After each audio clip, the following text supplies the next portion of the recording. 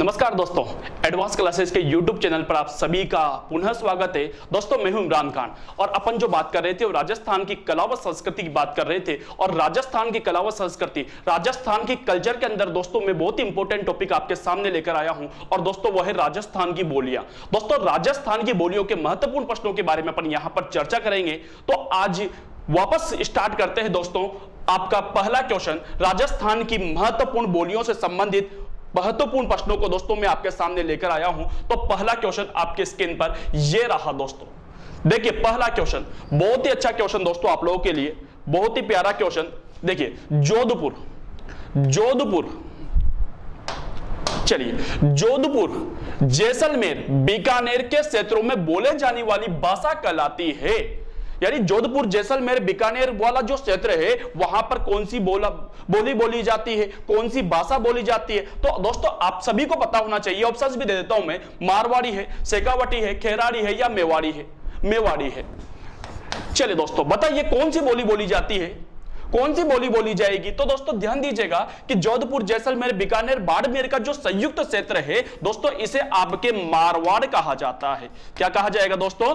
मारवाड़ कहा जाता है। अगर दोस्तों ये मारवाड़ है तो यहां पर बोले जाने वाली बोली कौन सी हो जाएगी दोस्तों? आपके मारवाड़ी हो जाएगी। इसका मतलब जोधपुर, जैसलमेर, बीकानेर के आसपास के क्षेत्रों में जो बोली बोली जाती है दोस्तों वह कौन सी होती है? मारवाड़ी होती है। क्लियर दोस्तों? अगला क्वेश्चन आपकी स्क्रीन पर ये रहा।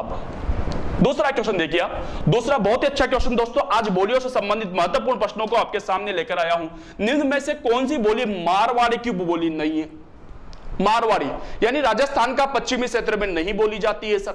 जो राजस्थान के पश्चिमी क्षेत्र के अंदर बोली जाएगी वो मुख्य रूप से मारवाड़ी क्या मानी जाएगी? उपबोली मानी जाएगी। लेकिन दोस्तों जो पश्चिमी क्षेत्र में नहीं बोली जाकर पूर्वी क्षेत्र में बोली जाती है वह दोस्तों अलग बोली हो जाएगी। देखिए कौन कौन सी? गोडवाड़ी है, थली है, हाड़ौती है या शेखावटी है। कौन सी बोली मारवाड़ी की बोली नहीं है? बिल्कुल सही आंसर आप सभी का कौन सी नहीं है दोस्तों? आपके हाड़ौती नहीं है। क्योंकि दोस्तों जो हाड़ौती है ये दोस्तों आपके कोटा के बाद बात करूं दोस्तों आप लोगों से बूंदी, और बूंदी के बाद बात करूं दोस्तों आप लोगों से बारा, और बारा के बाद बात करूं दोस्तों आप लोगों से झालावाड़। दोस्तों इन क्षेत्रों में ये बोली जाती है। कोटा, बूंदी, बारा, झालावाड़ में मुख्य रूप से दोस्तों ये बोली जाती है। और दोस्तों ये जो हाड़ौती है ये आपके डूडाडी की उपबोली मानी जाती है। किसकी उपबोली मानी जाएगी? डूडाडी की उपबोली मानी जाती है दोस्तों। और डूडाडी की उपबोली है इसलिए दोस्तों ये मारवाड़ी की बोली नहीं मानी जाएगी। क्लियर दोस्तों? अगला क्वेश्चन आपके पास ये रहा, बहुत ही अच्छा क्वेश्चन। एक और दोस्तों बोलियों से संबंधित महत्वपूर्ण प्रश्नों की बात कर रहे हैं तो वापस बात करते हैं। निम्न में से, तीसरा क्वेश्चन, निम्न में से किस बोली का उल्लेख किस बोली का उल्लेख 8 देश गुजरी नामक पुस्तक में मिलता है? यही दोस्तों किस बोली की जानकारी सर्वप्रथम 8 देश गुजरी नामक पुस्तक से मिलती है? मेवाड़ी की मिलती है, हाड़ौती की मिलती है, डूडाडी की मिलती है या मेवाती की मिलती है? इस पुस्तक से 8 देश गुजरी नामक पुस्तक से कौन सी बोली की सबसे पहले जानकारी मिलती है? मेवाड़ी, हाड़ौती, डूडाडी और मेवाती। किसकी दोस्तों? सही आंसर दोस्तों इसका क्या होगा? डूडाडी की जो बोली की सबसे पहले जो जानकारी मिलती है वह दोस्तों 8 देश गुजरी से मिलती है। जबकि दोस्तों इस मेवाड़ी बोली की सर्वप्रथम जानकारी जो मिलती है वह जगत अंबिका माता के अभिलेख से मिलती है। जगत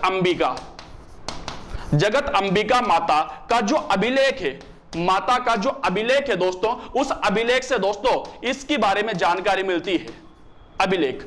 लेकिन दोस्तों डूडाडी के बारे में सबसे पहले जो जानकारी मिलती है दोस्तों वह कौन सी पुस्तक से मिलेगी? 8 देश गुजरी नामक जो पुस्तक है दोस्तों उससे इसके बारे में सबसे पहले जानकारी मिलती है। क्लियर? अगला क्वेश्चन को ले चलता हूं और अगला क्वेश्चन ये रहा आपके पास, नंबर 4। चौथा क्वेश्चन आप लोगों के लिए देखिए, संत दादू दयाल और उनके शिष्यों की साहित्यिक बोली है, यानी जो साहित्य रचा गया है, संत दादू दयाल और उनके शिष्यों के द्वारा जो साहित्य रचा गया है वह कौन सी बोली में रचा गया है? हाड़ौती में रचा गया है, मेवाती में, मेवाड़ी में या डूडाडी में? कौन सी बोली में रचा गया है? तो दोस्तों थोड़ी सी इसके बारे में पहले मैं जानकारी देना चाहूंगा कि संत दादू दयाल, ध्यान देना, दादू दयाल का जो जन्म हुआ था वह तो दोस्तों आपके अहमदाबाद के अंदर हुआ था। अहमदाबाद, और अहमदाबाद दोस्तों आता है गुजरात के अंदर। यानी दोस्तों इनका जो जन्म हुआ था दोस्तों वह तो गुजरात में हुआ था, लेकिन इनका जो अधिकांश समय बीता था वह दोस्तों आपके नारायणा में बीता था दोस्तों। अब नारायणा आता है दोस्तों आपके जयपुर के अंदर, जिसे प्रेजेंट टाइम पर नरेना भी कहा जाता है। तो नारायणा या नरेना में दोस्तों इनका अधिकांश समय बीता था दोस्तों। ये राजस्थान के अंदर आ गए थे और नरेना के अंदर दोस्तों जयपुर के अंदर जो बोली बोली जाती है, यानी दोस्तों नारायणा के अंदर रह रहे हैं, जयपुर के अंदर रह रहे हैं, तो उपदेश जो देंगे दोस्तों वह आपके जयपुर के अंदर देंगे, तो आप जयपुरी बोली में देंगे। और जयपुर के अंदर कौन सी बोली बोली जाती है दोस्तों? आपके डूडारी बोली बोली जाती है। तो संत दादू दयाल और उनके शिष्यों के द्वारा जो उपदेश दिए गए थे वह कौन सी बोली में दिए गए थे? डूडारी बोली में दिए गए थे। क्लियर दोस्तों? अगला क्वेश्चन नंबर 5 को ले चलता हूं आपको। नंबर 5 आपके पास यह रहा दोस्तों, बहुत अच्छा क्वेश्चन वापस। मारवाड़ी के बाद सबसे इंपॉर्टेंट बोली है दोस्तों आपके राजस्थान के अंदर मारवाड़ी, सबसे महत्वपूर्ण बोली मानी जाती है मारवाड़ी। लेकिन क्वेश्चन क्या पूछ रहा है, वापस गौर कीजिए कि मारवाड़ी के बाद राजस्थान की दूसरी महत्वपूर्ण बोली कौन सी? पहली तो मारवाड़ी हो गई, दूसरी कौन सी है सर? तो दूसरी के ऑप्शन से आपके पास मालवी है, मेवाती है, मेवाड़ी है या डूडाड़ी है। कौन सी राजस्थान की दूसरी महत्वपूर्ण बोली मानी जाती है? तो दोस्तों आपका आंसर क्या होगा इसका? मेवाड़ी है, मेवाती है, मालवी है या डूडाड़ी है? कौन सी रहेगी? तो दोस्तों इसका सही आंसर होगा दोस्तों आपके मेवाड़ी। कौन सी होगी दोस्तों? मेवाड़ी होगी। और दोस्तों इसी मेवाड़ी के अंदर जो है वो राजस्थान की दूसरी महत्वपूर्ण बोली का उल्लेख है। तो राजस्थान की पहली महत्वपूर्ण बोली मारवाड़ी होती है और दूसरी कौन सी होती है? मेवाड़ी होती है। क्लियर दोस्तों? अगला क्वेश्चन ये रहा आपके पास। महाराणा कुंभा, ध्यान दीजिएगा, द्वारा रचित नाटकों में किस बोली का प्रयोग हुआ है? यानी महाराणा कुंभा के द्वारा जो नाटक रचे गए थे उनमें किस बोली का प्रयोग हुआ है? खेराड़ी का हुआ है, मेवाती का हुआ है, मेवाड़ी का हुआ है या डूडाड़ी का हुआ है?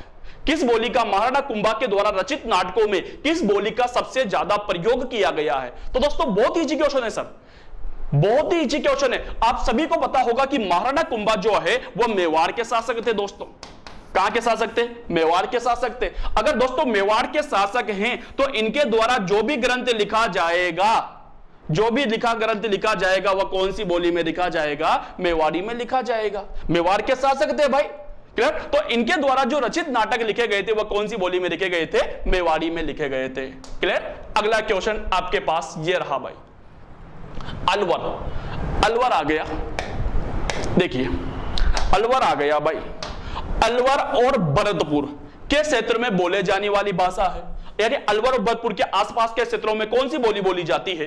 तो मेवाती बोली जाती है, मालवी बोली जाती है, बागड़ी बोली जाती है या फिर खेराड़ी बोली जाती है। मैं इसे भाषा नहीं कहूंगा दोस्तों, मैं इसे दोस्तों आपके यहां पर बोली कहूंगा। कौन सी बोली बोली जाती है? मेवाती। अलवर भरतपुर के आसपास के क्षेत्रों की बात कर रहे हैं तो मेवाती बोली जाती है, मालवी बोली जाती है, बांगड़ी बोली जाती है, खेराड़ी बोली जाती है। कौन सी? सही आंसर क्या होगा? तो दोस्तों समझना, अलवर व भरतपुर के अंदर जो है वो मेव जाति के लोगों का ज्यादा निवास है दोस्तों। मेव जाति के लोगों का अधिपत्य है और मेव जाति का अधिपत्य होने कारण ये अलवर भरतपुर का जो क्षेत्र है दोस्तों इसे आपके मेवात कहा जाता है। क्या कहा जाएगा? मेवात कहा जाएगा। अगर दोस्तों ये मेवात है तो इसका मतलब यहां के आसपास के क्षेत्रों में जो बोली बोली जाएगी दोस्तों वो क्या कहलाएगी? आपके मेवाती कहलाएगी।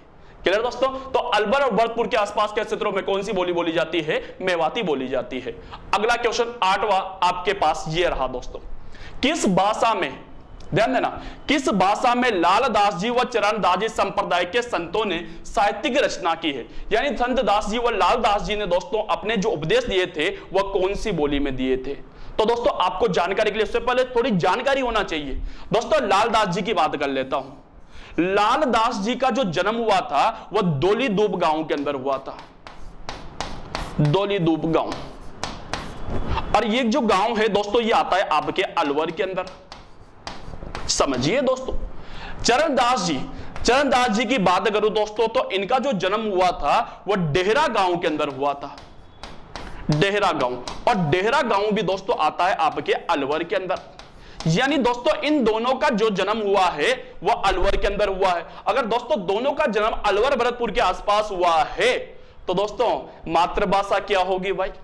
मातृभाषा क्या होगी वही पूछा गया है भाई। तो इनके द्वारा मातृभाषा यानी अलवर भरतपुर में कौन सी बोली बोली जाएगी? मेवाती, हाड़ौती, मालवी या मेवाड़ी, कौन सी बोली बोली जाएगी दोस्तों? तो अभी आज जस्ट अगले क्वेश्चन में पढ़ा है कि अलवर भरतपुर का क्षेत्र को मेवात कहा जाता है, तो यहां पर कौन सी बोली होगी? मेवाती होगी। क्लियर दोस्तों? अगला क्वेश्चन आपके पास ये रहा दोस्तों नंबर 9। अगला क्वेश्चन देखिए, झालावाड़ जानते होंगे, प्रतापगढ़, कोटा, कोटा का जो दरा वाला क्षेत्र है वहां की बात कर रहा हूं, किस क्षेत्रों में बोली वाली जाने वाली बोली है?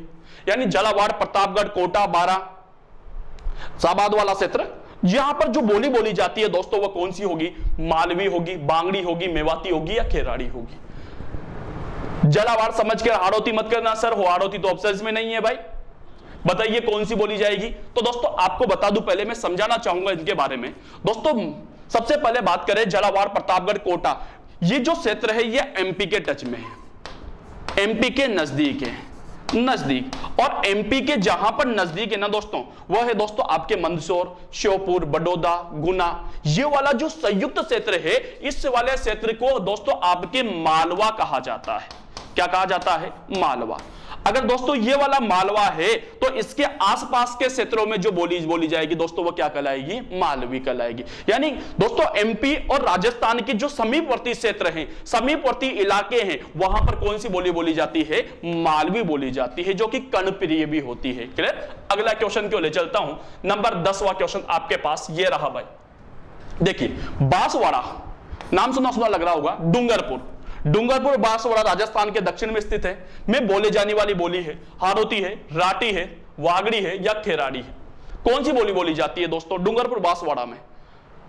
बता दे कि डूंगरपुर और बांसवाड़ा का जो संयुक्त क्षेत्र है इसे दोस्तों आपके वांगड़ कहा जाता है।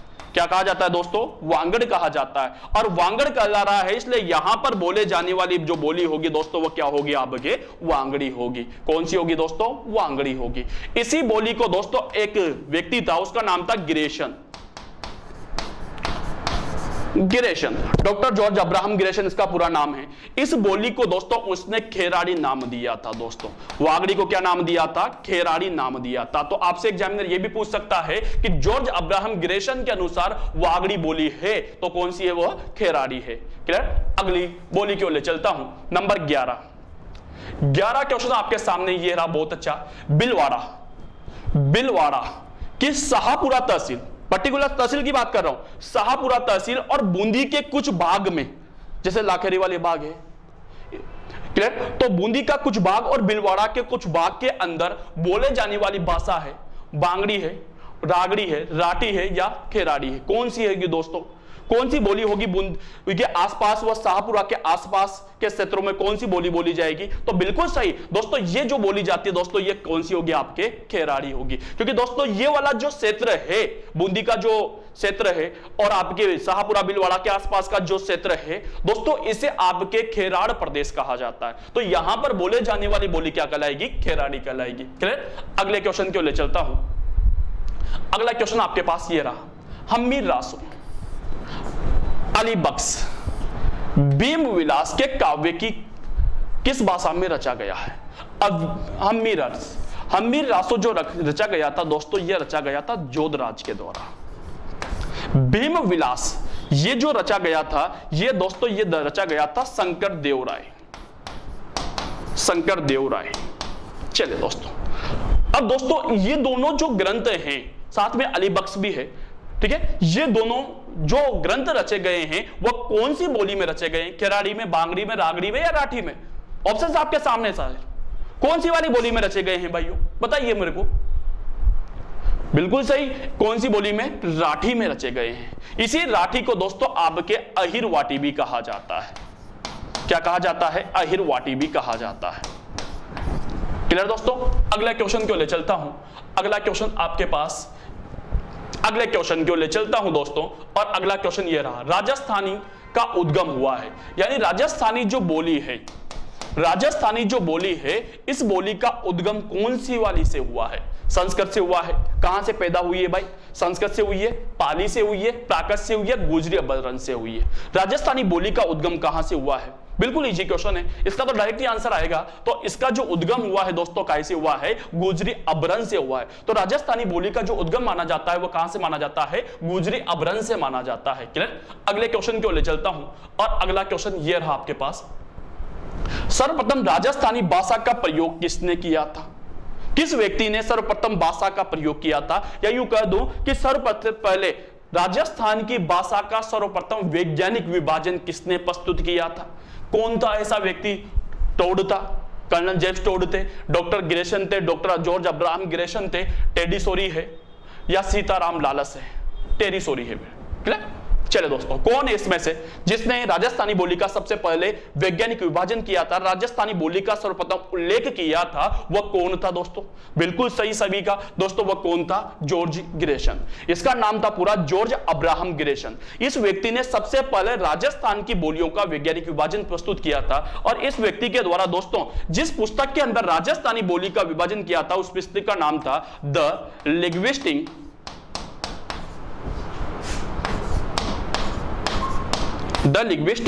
Survey of India.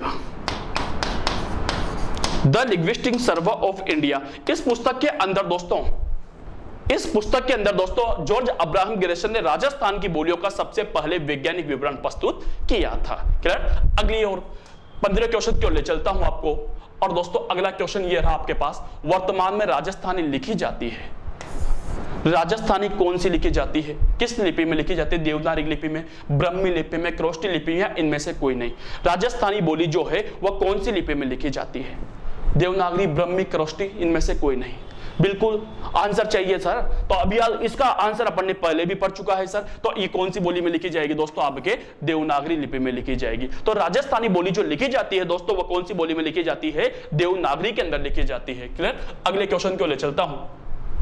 अगला क्वेश्चन आपके पास ये रहा, रुक्मणी मंगल का काव्य, रुक्मणी मंगल काव्य ग्रंथ में किसके विवाह का वर्णन है? अब ये तो अपने आप समझ में आ रहा है, रुक्मणी जो है वो किसकी पत्नी थी दोस्तों? आपके कृष्ण भगवान की पत्नी थी।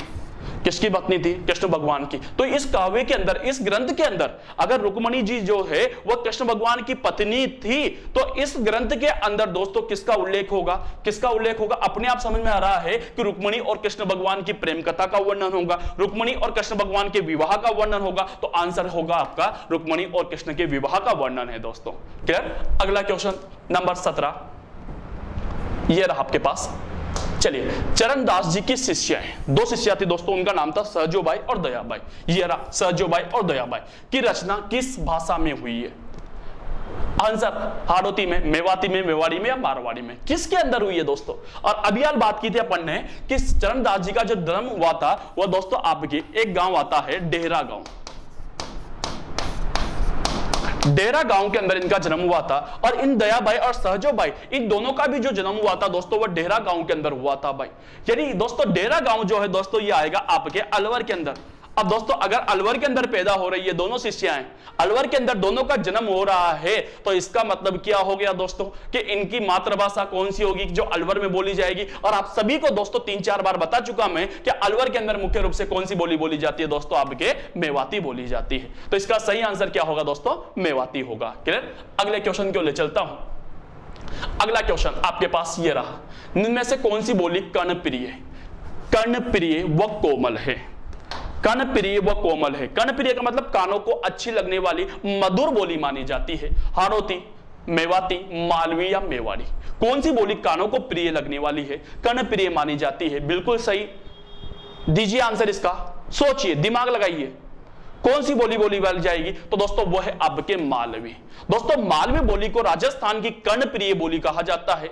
ये दोस्तों मालवी बोली जो है वो आपके एमपी के समीपवर्ती क्षेत्रों के रूप में बोली जाती है, मुख्य रूप से राजपूतों की बोली मानी जाती है। क्लियर दोस्तों। अगली बोली की ओर ले चलता हूं, और दोस्तों अगली बोली ये रही आपके पास कोटा।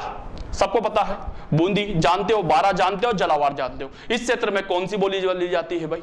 तो दोस्तों कोटा और बूंदी, बारा, झालावाड़ के अंदर दोस्तों मुख्य रूप से जो है वह हाड़ा शासकों का अधिपत्य था। दोस्तों हाड़ा शासक यहां पर शासन किया करते थे और हाड़ा शासक राज करने के कारण, हाड़ा शासकों का अधिपत्य होने कारण दोस्तों इस क्षेत्र को हाड़ौती कहा जाता है। और हाड़ौती कहने कारण दोस्तों यहां पर बोले जाने वाली बोली कौन सी कहलाएगी? आपके हाड़ौती कहलाएगी। तो कोटा, बूंदी, बाराझालावाड़ में मुख्य रूप से दोस्तों जो बोली जाती है वह कौन सी होती है? हाड़ौती होती है। क्लियर? अगले क्वेश्चन, और आज के लिए दोस्तों लास्ट क्वेश्चन मैं आपके सामने बहुत इंपॉर्टेंट लेकर आया हूं, और वह है दोस्तों ये। देखिए, किस बोली पर गुजराती का प्रभाव सबसे ज्यादा नजर आता है?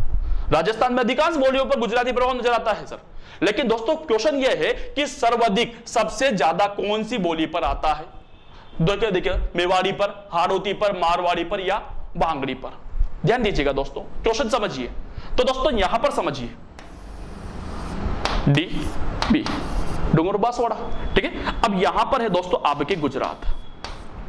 गुजरात के समीप क्या है दोस्तों? आपके डूंगरपुर बांसवाड़ा। ध्यान दीजिएगा, गुजरात के समीप क्या है? डूंगरपुर बांसवाड़ा। और डूंगरपुर और बांसवाड़ा के अंदर आप सभी को अगले क्वेश्चन बता चुका मैं कौन सा क्षेत्र कहलाता है? बांगड़। और यहां पर बोले जाने वाली बोली क्या कहलाएगी? बांगड़ी कहलाएगी। तो इसका मतलब यह हो गया कि डूंगरपुर बांसवाड़ा के अंदर बांगड़ी बोली जाती है, और डूंगरपुर बांसवाड़ा जो है वो गुजरात के समीप है। और समीपता के कारण, ध्यान देना दोस्तों, समीपता के कारण दोस्तों यहां पर किस बोली का प्रभाव नजर आएगा? आपके बांगड़ी के अंदर गुजराती का प्रभाव नजर सबसे ज्यादा आता है। क्लियर दोस्तों? तो दोस्तों ये थे आपके राजस्थान के बोलियों से संबंधित महत्वपूर्ण प्रश्न जिसके बारे में अपन चर्चा कर रहे थे। आशा है कि अच्छे लगे होंगे आप लोगों को। इसी तरह दोस्तों लगातार मैं आपके लिए हर टॉपिक से रिलेटेड महत्वपूर्ण प्रश्नों को लगातार मैं आपके सामने लेते आता रहूंगा दोस्तों। क्लियर दोस्तों? आज के लिए मैं इतना ही बात करना चाहूंगा। अगली जो क्लास होगी उसके अंदर अगले टॉपिक की चर्चा करेंगे। आज के लिए बहुत ही शुक्रिया, धन्यवाद दोस्तों।